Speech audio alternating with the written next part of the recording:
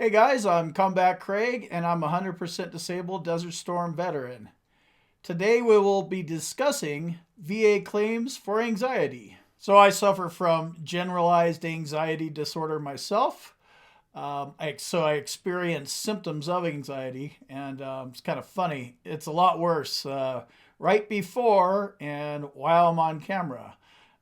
Concentration problems, memory problems, worrying about stuff, how I'm going to come across, and all that kind of stuff.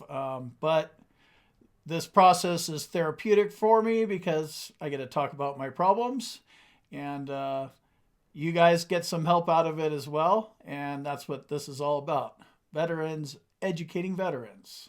All right, direct service connection for anxiety. This is how I filed my initial claim.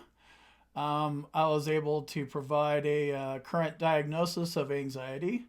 I was able to show that it was caused by my active duty service during Desert Storm. Since I'm a combat veteran, I think I was given a presumption there, and they didn't fight me on it too much. But I also filed about 8 years worth of prescriptions from my board certified psychiatrist as proof. And that's how I ended up with a diagnosis of generalized anxiety disorder and a 50% rating. If you're not able to go the direct service connection route, then you might want to consider a secondary service connection for anxiety. If one of your current service-connected disabilities causes you anxiety, then you might be able to connect it on a secondary basis. So let's say you have a service-connected back and this severely restricts your ability to work, and you're sitting around thinking about, how you're going to pay your bills. It causes you a lot of anxiety. I would also suggest filing a claim for somatic symptom disorder and depression. But this might be one way for you to win a VA claim for anxiety on a secondary service connection basis.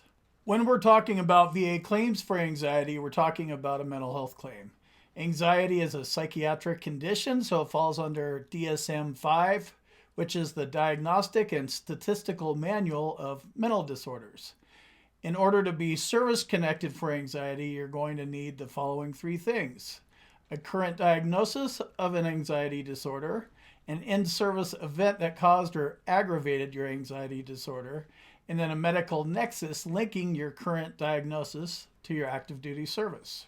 This is a medical disability, and your diagnosis and your nexus needs to come from a board-certified psychologist or psychiatrist because they specialize in mental health versus, say, your primary care doctor that kind of specializes in everything.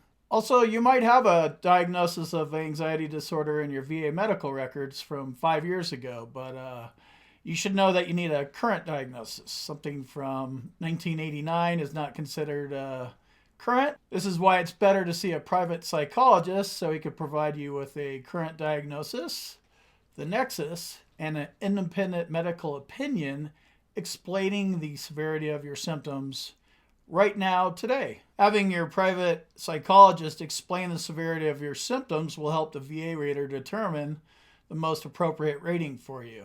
The VA rates anxiety just like any other mental health disorder, and that's 0, 10, 30, 50, 70, or 100%.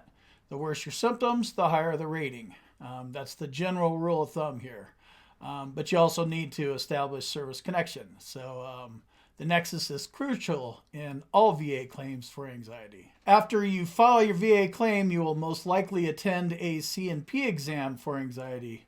The purpose of the C&P exam is to determine if your claim is linked to your active duty service on a direct or secondary service connection basis.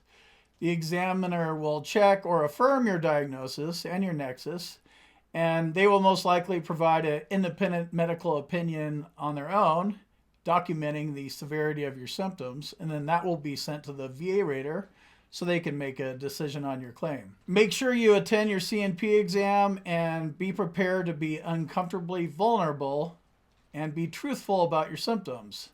Don't exaggerate them and don't downplay them either.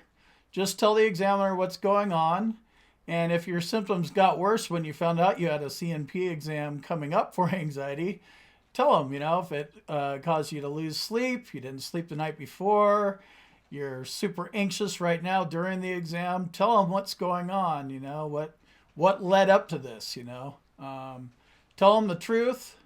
And, if you're uncomfortable and it's weird talking about, you're probably in the right spot and saying what you need to say. I should also mention that if you already have a mental health rating for something like depression, somatic symptom disorder, or PTSD, you will not receive additional compensation if you add in a VA claim for anxiety.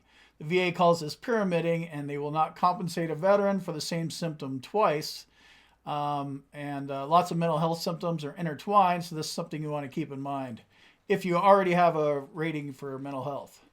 So if you need help with your VA claim, you can sign up below at combatcraigwins.com, or you could shoot me an email at combatcraig@vaclaimsinsider.com, and we could talk about your VA claim for anxiety. I will see you in the next video.